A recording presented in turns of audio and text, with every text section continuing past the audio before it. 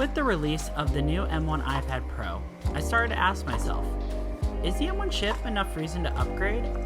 To spoil this review, the answer is only yes if and only if you have anything older than the 2020 iPad Pro, which is what I'm using currently. If you got the same one I do, there's very little reason to upgrade. However, I would not upgrade to the 2020 iPad Pro versus upgrading to the M1 iPad Pro. To best explain why you should or should not upgrade your iPad today, I'm going to review the 2020 iPad Pro. Let's start with the design.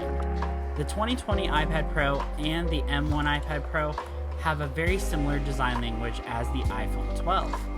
The square camera lens gives you a wide and ultra-wide camera.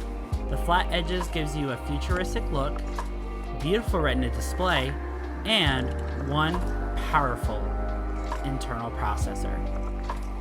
There are no design changes from the 2020 iPad Pro to the M1 iPad Pro when it comes to the 11-inch models. The 12.9-inch models, however, do have some very minor changes. The M1 12.9-inch is slightly thicker to accommodate the Pro XDR display on the M1. This beautifully designed display is only available on the 12.9-inch model, which starts at over $1,000. If you'd like to see a video comparison on the 12.9-inch iPad Pro versus the M1 12.9-inch iPad Pro, wow, that's a mouthful. Like this video and leave a comment down below of what you'd like to see. The performance aspect of the 2020 iPad Pro to the M1 is very minor until it comes to multiple applications at once. Expect a very minor delay when opening applications, but that's about it. Both iPad Pros do not have a, in quotations, full use support of RAM yet. Full use of RAM means that all iPad applications max out at 4 GB of RAM instead of using all the RAM available on the iPad. My 2020 iPad Pro has 6 GB of RAM versus the 8 to 16 GB of RAM on the M1 iPad Pro. If the iPad Pros of the future have support for Final Cut Pro or After Effects, that enough would give me a reason to upgrade to the next 11-inch iPad Pro, where I'd need or would heavily benefit to upgrade. Speaking of reasons to upgrade, the M1 iPad Pro does support Thunderbolt, which is a big leap for the iPad. I've been using Thunderbolt accessories for a long time for video work and for productivity in general. Thunderbolt felt like one of those features that the 2020 iPad Pro should have had, but did not and does not. Not that you'd need it, but it would have been interesting of a feature to be able to plug in an external graphics card to the iPad Pro just to see what it can do.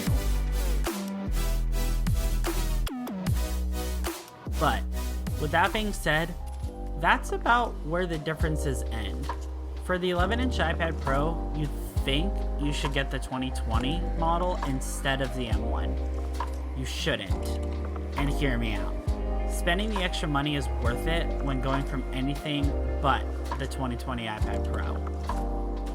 The 2020 iPad Pro wasn't that different from the 2018 iPad Pro, which was one of the main reasons why most users didn't want to upgrade. Now that the iPad Pro has a Mac graphics card in it, it's an amazing device to have for games and just crazy battery life.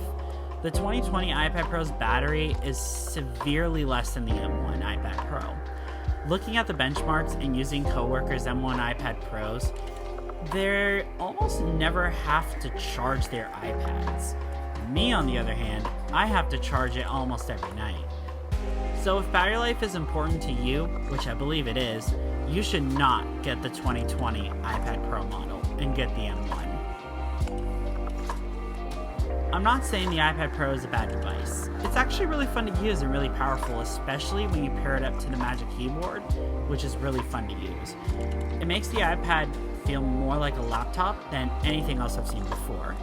If you'd like to see a review on the Magic Keyboard, like this video and leave a comment down below.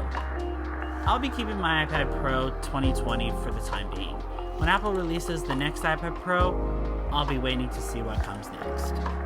So until then, like, share, and subscribe, and thanks for watching.